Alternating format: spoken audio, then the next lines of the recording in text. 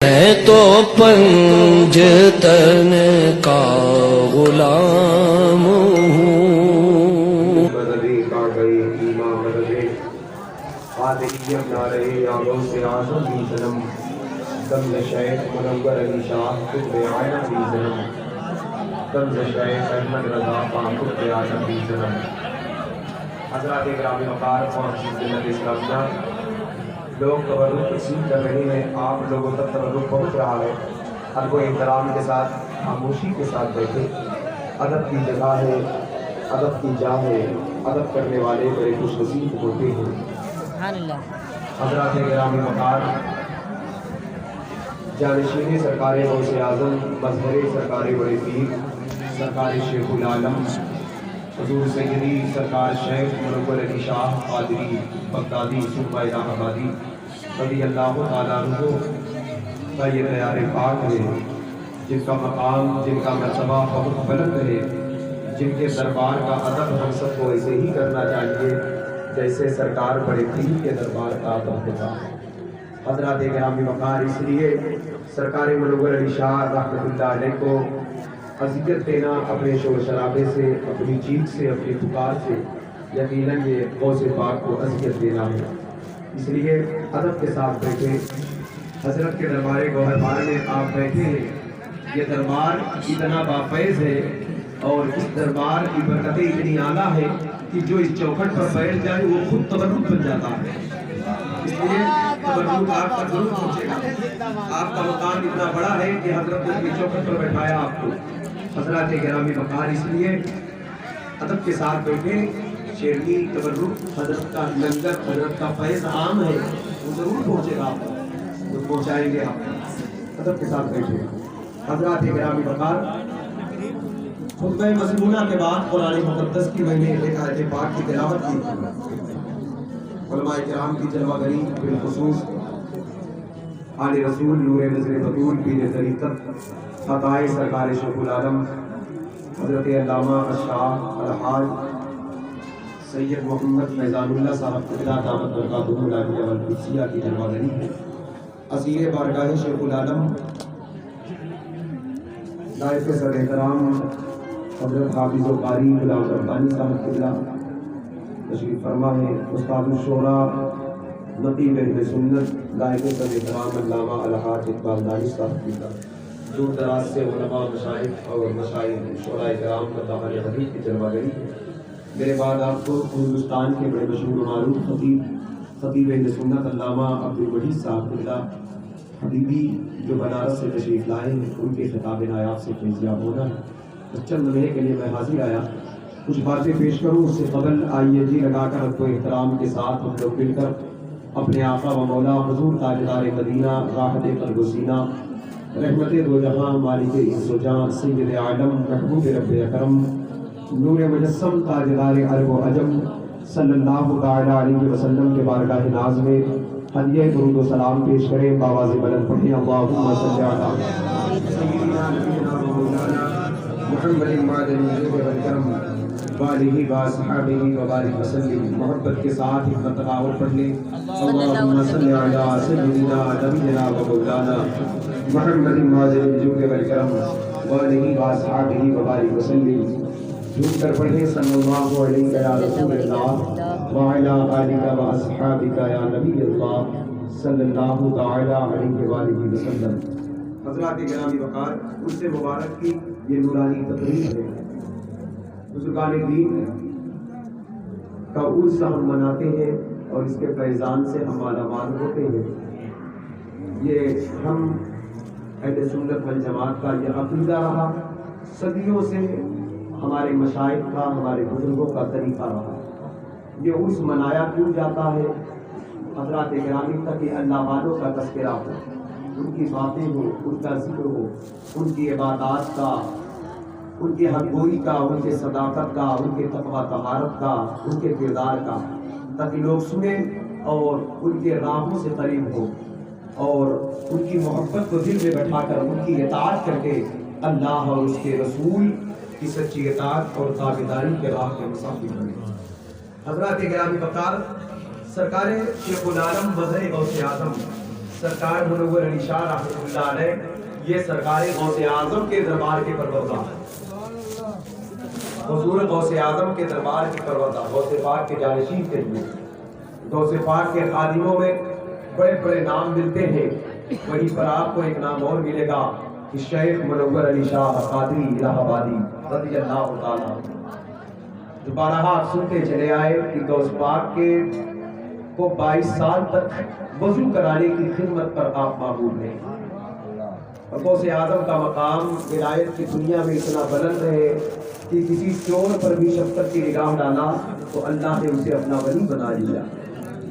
جب غوث پاک کی ایک نگاہ اتنی بلند ہے تو جسے 22 سال تک نوازا ہو، جسے 22 سال تک اپنے قرب میں رکھا ہو، جو 22 سال تک وضو کرانے کی خدمت پر معمول رہا ہو، جو غوث اعظم کے جلووں میں رہا ہو، جس پر غوث اعظم کی نظر رحمت رہی ہو، وہ سرکار منور علی شاہ کا مقام و مرتبہ کتنا بڑا ہوگا۔ حضرات گرامی وقار، کامل مرید وہ ہوتا ہے جو اپنے پیر کی سچی اطاعت کرے۔ سرکار منور علی شاہ رحمۃ اللہ علیہ جیسا کامل مرید کہاں ملے گا، اور غوث اعظم جیسا کامل پیر، بڑے پیر کہاں ملے گا۔ کامل مرید وہ جو پیر کی اطاعت کرے۔ غوث اعظم کی سیرت کے گوشے جب ہم دیکھتے ہیں تو یہ سامنے آتا ہے کہ غوث پاک نے 40 سال تک عشاء کے وضو سے فجر کی نماز پڑھا، 15 سال تک ایک پاؤں پر کھڑے ہو کر رات بھر قرآن شریف کی تلاوت کی۔ حضرات گرامی وقار 25 سال تک عبادات، ریاضات، مجاہدات میں بغداد شریف کے جنگلوں میں اپنے وقت کو گزارا ہے۔ درخت کی پتیاں، مباح چیزیں اور گھاس کھا کر کے۔ اس میں کچھ وقت ایسے بھی آئے کہ جس میں سرکار بڑے پیر نے نہ کچھ کھایا نہ پیا، اس وقت تک نہیں کھایا جب تک اللہ نے قسمیں دے دے کر نہیں پلایا، اللہ نے قسمیں دے دے کر نہیں پلایا۔ امام اہل سنت بولے قسمیں دے دے کے کھلاتا ہے پلاتا ہے تجھے، پیارا اللہ تیرا چاہنے والا تیرا۔ حضرات گرامی تو سرکار منور علی شاہ رحمۃ اللہ علیہ اس غوث پاک کی قربت میں رہے۔ آپ اندازہ کریں جب غوث اعظم کے دربار کے آپ تربیت یافتہ ہیں تو پھر آپ کے مجاہدات کا، آپ کی عبادات و ریاضات کا، آپ کے تقوی طہارت کا، آپ کی تلاوتوں کا عالم کیا رہا۔ یہی وجہ ہے کہ حضرت کے دربار سے جو قریب ہوتا ہے، آج بھی یہ فیض جاری ہے، وہ کہیں قرآن پڑھے یا نہ پڑھے، جو یہاں آتا ہے وہ درود پڑھنے لگتا ہے، قرآن پڑھنے لگتا ہے، وہ اللہ رسول کا ذکر کرنے لگتا ہے۔ اور یقیناً بزرگوں کے در کا یہی فیض ہوتا ہے۔ اور اگر ہم صحیح طریقے سے کامل فیض چاہتے ہیں تو ہمیں ان مشائخ کرام، ان اولیاء کرام کی تابعداری کرنا پڑے گا۔ آپ دیکھیں قرآن مقدس میں سورہ فرقان میں اللہ رب العزت نے جو اپنے محبوبین بندوں کا، اپنے نیک بندوں کا جو اوصاف بیان کیا، ان میں سے ایک صفت یہ بھی ان کی ایک خوبی بیان فرمایا، والذین یبیتون لربہم سجدا وقیاما۔ اللہ والے وہ ہیں جن کی راتیں قیام میں اور سجدوں میں گزر جاتی ہیں۔ قرآن مقدس میں فرمایا تتجافی جنوبہم عن المضاجع۔ اولیاء وہ ہیں جن کی کروٹیں راتوں کو بستروں سے الگ رہا کرتی ہیں۔ جب زمانہ سوتا ہے تو وہ اپنے رب کو یاد کرتے ہیں، اپنے رب کی بارگاہ میں فریاد کرتے ہیں۔ زمانہ غفلت کی نیند سو رہا ہوتا ہے، اولیاء اللہ رات کی تنہائی میں اپنے رب سے جڑ کر اپنے ہاتھ کو اٹھا کر زمانے کے مقدر کی بیداری کے لیے وہ اپنی آنکھوں کو بیدار کر کے اپنے دل کو خدا کی بارگاہ کی طرف پیش کیے۔ اس لیے یہی وجہ ہے، یہی وجہ آج جو انسان سویا ہوتا ہے، جب وہ بزرگوں سے قریب ہوتا ہے تو بیدار ہوتا ہے۔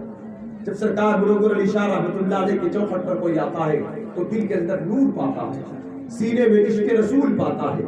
اس لیے یہ عرس مبارک ہے اور یہ ملک سرکار غریب نواز کا ملک ہے، یہ ملک محبوب الہی کا ملک ہے، یہ ملک صابر کلیر کا ملک ہے، یہ ملک سرکار ابو علی شاہ قلندر کا ملک ہے، سرکار علاء الحق منڈلی کا ملک ہے، مخدوم مانک پور کا ملک ہے، یہ ملک مخدوم کی چوچھا کا ملک ہے۔ آپ کو کہنا پڑے گا یہ ملک سرکار شیخ العالم کا ملک ہے۔ اس ملک کی تقدیر کو کل بھی ہمارے بزرگوں نے سنوارا تھا۔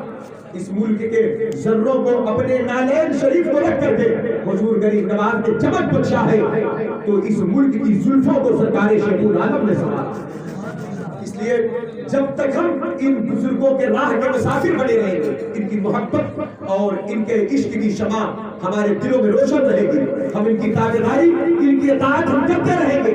اگر ہم ان سے غلام ہیں تو یہ ضرور ہماری حفاظت زمین کے اوپر بھی کریں گے، زمین کے نیچے بھی کریں گے۔ اس لیے اگر ہمارا رشتہ ان سے کمزور ہوا تو ہم کہیں کے بھی شکار ہو سکتے ہیں۔ اس لیے آج جو حالات پورے ملک کے بنے ہیں، کشمیر سے لے کر کنیا کماری تک، حضرات گرامی وقار آپ نگاہ دوڑا لیں، پورے ملک میں احتجاج ہے، شور شرابہ ہے، نہ امن باقی نہ چین باقی۔ اس لیے ضرورت اس بات کی ہے کہ ان سے مبارک میں ہم آئے ہیں، ہمیں چاہیے ہم دعا کریں اللہ ہمیں اور پورے آقائے گونین کی امت کو اللہ سچی توبہ کی توفیق دے۔ ہم اللہ کی طرف رجوع کریں اور ان بزرگوں کے صدقے ان کے چوکھٹ پر آ کر کبھی گھروں کے مسئلے پر، کبھی مسجدوں میں آنکھوں کو نم کر کے توبہ استغفار، تلاوت قرآن، درود پاک اور قیام و رکوع و سجود کے ساتھ اپنے رب کی بارگاہ میں فریاد کریں، مولا ہمارا کھویا ہوا وقار واپس کریں۔ مولا ہمیں ہمارے گناہوں کے سبب جو ہم پر جو پریشانیاں لاحق ہوئی ہے، اللہ ہمیں سچی توبہ کی توفیق دے، ہم ان بزرگوں کے وفادار بنے اور بزرگوں کے قدم کے صدقے اس ملک کو عزت تو نے بخشا ہے، یہی بزرگوں کے صدقے، ان کی تعلیمات کے صدقے مولا اس ملک کے مسلمانوں کو اللہ پھر عزت عطا فرما۔ مولا ان کی شان بلند ہو، ان کا مقام بلند ہو۔ حضرات گرامی اس کے لیے ہمیں اور آپ کو لیکن کچھ کرنا پڑے گا، صرف زبانی دعوے سے کچھ ہوتا نہیں ہے میرے بھائی۔ ہم سرکار منور علی شاہ کے غلام ہیں تو ہمیں نماز کی پابندی کرنا پڑے گا۔ اولیاء وہ ہیں جن کی راتیں قیام اور سجدوں میں گزر جاتی ہے۔ کیا ہم چار یاروں کے ماننے والے؟ حضرت عثمان غنی سے پوچھا گیا آپ کو پسند کیا ہے؟ کہتے جب زمانہ سوتا ہو تو رات کی تاریکی میں خدا کی بارگاہ میں گریہ وزاری کرنا مجھے بہت پسند ہے۔ حضرات گرامی سیدہ مخدومہ کائنات رسول اللہ کی شہزادی آپ کہتی ہیں کہ اللہ یہ راتیں تیری اتنی چھوٹی ہو گئی کہ میرا ایک سجدہ بھی ادا نہیں ہوتا۔ حضرات گرامی آگے چلے، سرکار غوث اعظم بڑے پیر دستگیر ہیں، 40 سال تک عشاء کے وضو سے فجر کی نماز پڑھتے رہے۔ ہم امام اعظم ابو حنیفہ کے مقلد ہیں، ہم امام اعظم کی زندگی دیکھتے ہیں، ان کی سیرت طیبہ دیکھتے ہیں تو رات کی نفلی نمازوں میں 2 رکعت نماز میں پورے قرآن کو ختم کر ڈالتے ہیں۔ آج ہمارے پاس صرف عشاء پڑھنے کا وقت نہیں ہے، آج ہمارے پاس فجر کے لیے اٹھنے کا وقت نہیں ہے۔ رات بھر ہم سوشل میڈیا پر، موبائل پر رات ضائع کرتے ہیں۔ جب رحمت کے نزول کا وقت ہوتا ہے، تجلیات الہی کے نزول کا وقت ہوتا ہے تو اس وقت ہم خواب غفلت میں پڑے ہوتے ہیں اور صبح اٹھ کے ہم چیختے، ہم کہتے ہیں غوث پاک کے غلام ہیں۔ ہم منور صاحب انکار نہیں کرتا، یقیناً یہ غلامی سلامت رہے، لیکن غلام ایسا بن جائے کہ غلام میں نقص نہ رہے بلکہ غلامی کامل ہو جائے۔ ہم کہتے ہیں ہم سرکار منور علی شاہ کے غلام ہیں، ہم ایسے بن جائے کہ روزہ مبارک کے در و دیوار سے آواز آئے کہ میرا غلام آ رہا ہے۔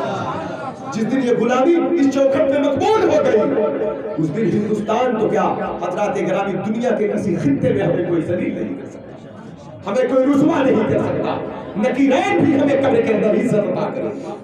اس لیے ہمیں اپنے آقاؤں کی تعلیمات پر عمل کرنا پڑے گا، بزرگوں کی راہ کا مسافر بننا پڑے گا۔ حضرات گرامی وقار اس لیے فرمایا، اب دیکھیں یہ قرآن مقدس کی آیت ہے، یہ قرآن مقدس کی حدیث شریف میں آیا جو بندہ عشاء کی نماز کو جماعت سے ادا کرنا اس نے آدھی رات کا ثواب پایا، جس نے فجر کی نماز بھی جماعت سے ادا کر لیا اس نے کامل پوری رات کی عبادت کا ثواب پایا۔ اب اس کا اہتمام اگر ہم کر لیں تو مفسرین کہتے ہیں والذین یبیتون لربہم سجدا وقیاما، جس نے عشاء اور فجر کی نمازوں میں جماعت کا اہتمام کر لیا اس آیت کا فیض اسے حاصل ہو جائے گا، اس آیت کی برکتیں اسے عطا ہو جائے گی۔ اور کیوں نہ شب غوث پاک کی غلامی میں، سرکار شرف العالم کی غلامی میں، بزرگوں کی غلامی میں جب ہم عشاء اور فجر کی جماعت کا اہتمام کریں گے تو حضرات گرامی ہماری عقیدت کہتی ہے ہم کمزور لوگ ہیں، رات بھر قیام نہیں کر سکتے، لیکن ہمارے پیر نے، بڑے پیر نے جو رات بھر قیام کیا ہے اس قیام کا صدقہ اللہ ہمیں عطا فرمائے گا، اس قیام کی برکتیں ہمیں عطا فرمائے گا۔ بولے بریلی کے امام تجھ سے در سے سگ سے ہے مجھ کو نسبت۔ ذرا غور کریے گا، یا اعلیٰ حضرت تیرا در تو در ہے، تیرے در کا جو سگ ہے اس سگ سے مجھ کو نسبت ہے۔ در سے در کے سگ کی نسبت پر وقت کا مجدد فخر کرنا۔ وقت کا مجدد رشک کرنا ہے، در کا جو سگ ہے اس سگ سے نسبت ہے تو در کا مجدد فخر کرنا ہے۔ حضرات گرامی، سرکار منور علی شاہ در کے سگ نہیں ہے، در کے محبوب ہے، محبوب سبحانی کے محبوب ہے، محبوب خدا کے محبوب کے محبوب۔ حضرات گرامی، تو اللہ نے محبوب کے محبوب کی چوکھٹ پر بٹھایا ہمیں اور آپ کو، محبوب کے محبوب کے در پر بٹھایا ہمیں اور آپ کو۔ تو یہاں سے ہم یہ عزم مصمم باندھ کے اٹھے کہ اللہ نے اپنے کرم سے، اپنے فضل سے ہمیں یہ نعمتیں عطا کیا، تو آج سے انشاءاللہ العزیز ہم نماز کی پابندی کریں۔ اور آپ دیکھیں، ایک بات اور بتا دیں، چلتے چلتے میں بتا دوں، وقت کم ہے، شورا اکرام جماعت موجود ہے، تقریر ہونا ہے، لیکن دیکھیں اگلی آیت فرمایا والذین یقولون ربنا اصرف عنا عذاب جہنم ان عذابها کان غراما۔ رات بھر تو پوری رات ان کی عبادت نہیں کرتی، پوری رات یہ عبادت کرتے ہیں، اللہ کو یاد کرتے ہیں، اور صبح ہوتی ہے تو یہ عبادت پر گھمنڈ غرور نہیں کرتے کہ ہم نے اتنا پڑھ لیا، ہم نے اتنا پڑھ لیا، اپنی عبادتوں کی نمائش نہیں کرتے، بلکہ رب کی بارگاہ میں پھر حاضر ہوتے، کہتے اے میرے مولا جہنم کی آگ کو ہم سے پھیر دے، ہم اسے سہنے کی سکت نہیں رکھتے۔ کتنی سخت یہ جگہ ہے، انہا ساعت مستقر و مقامہ، کتنی بری یہ ٹھہرنے کی جگہ۔ پتہ کیا چلا؟ اولیاء وہ ہے جو خانقاہوں میں بیٹھ کر جنت اور دوزخ کا مذاق نہیں بناتے، بلکہ جنت وہ ہے جسے رو رو کر جنت الفردوس اس امت کے لیے میرے مصطفیٰ نے مانگا ہے، جہنم وہ ہے جس کی پناہ خود میرے آقا نے بھی مانگا ہے اور امت کو ترغیب بھی دلائی۔ سرکار دعا فرماتے تھے اللہم اجرنا من النار، اور یہ دعا کی تعلیم دیا، یوں دعا کرو ربنا آتنا فی الدنیا حسنۃ وفی الآخرۃ حسنۃ وقنا عذاب النار۔ اے ہمارے رب ہماری دنیا بہتر کر دے، ہماری آخرت سنوار دے اور عذاب نار سے ہماری حفاظت کر۔ اس لیے میرے دوستو، بندہ جب بزرگوں سے قریب ہوتا ہے تو اس کے اندر خشیت الہی کا غلبہ ہوتا ہے، اللہ کا ڈر، اللہ کا خوف پیدا ہوتا ہے، اور یہ وہ نعمت عظمیٰ ہے جسے دعاؤں میں اللہ سے مانگنا چاہیے۔ بندہ جب رب کی بارگاہ میں خوفزدہ ہوتا ہے، یقین جانے اس کا مقام، اس کا اعزاز بلند ہوتا ہے۔ سرکار غوث اعظم جیسا محبوب خدا کا کون ہوگا؟ بڑے پیر مظہر ذات مصطفیٰ ہیں، تمام ولیوں کے ولی، پیروں کے پیر ہیں، اس کے بعد بھی خانہ کعبہ کا گلاف ہاتھ میں ہے تو قیامت کے فکر میں آنکھیں نم ہیں۔ آج ہمارے پاس کچھ نہیں ہے، جھوٹ ہے، فریب ہے، فراڈ ہے، رشوت ہے، سود ہے، بیاض ہے، بدکاریاں ہیں، تباہیاں ہیں، غیبت ہے، بے حیائیاں ہیں، بدنظمیاں ہیں، نہ ظاہر درست ہے، نہ باطن درست ہے، نہ معاملات درست ہے، نہ خیالات درست ہے، اس کے بعد بھی ہمیں آخرت کی فکر پیدا نہیں ہوتی۔ ہندوستان کی عدالت کا ایک فیصلہ آ جائے تو پورے ملک میں شور مچ جاتا ہے، ابھی اللہ کا فیصلہ آنا باقی ہے، وہ قیامت کا دن ہے، اس فیصلے سے خوفزدہ کب ہے؟ ابھی تو زندگی کے ایک ایک سانسیں پوچھی جائے، ایک ایک لمحات پوچھے جائے، اور جو لوگ اس ملک میں الٹے سیدھے فیصلے کرتے وہ بھی اپنے بارے میں سوچے، ابھی یہ عدالت لگے گی، جو حاکم خدا ہوگا آواز گونجے گی لمن الملک اليوم للہ الواحد القہار۔ زمین پر عقل کر چلنے والوں، بادشاہت کرنے والوں، اپنی منمانی حکومت کیا ہے، آج بتاؤ کس کی حکومت ہے؟ آج بتاؤ کس کی حکومت ہے؟ آج بتاؤ کس کی حکومت ہے؟ تو حضرات گرامی، کوئی جواب دینے والا نہ ہوگا۔ اس وقت اللہ رب العزت جلال میں ہوگا، آواز آئے گی مالک یوم الدین، میرے محبوب پر نازل ہونے والی کتاب چیختی رہی صدیوں تک، مالک یوم الدین، قیامت کے دن کا مالک صرف خدا ہے، صرف پروردگار ہے۔ دنیا کے ایک حاکم سے ہم خوفزدہ ہو جاتے ہیں جو کائنات کا پالنہار ہے، اس سے ہم نہیں ڈرتے۔ یہی وجہ ہے جب ہم نے خدا سے ڈرنا چھوڑ دیا تو در در کا خوف، در در کا ڈر کا غلبہ ہمارے سینے میں ہے۔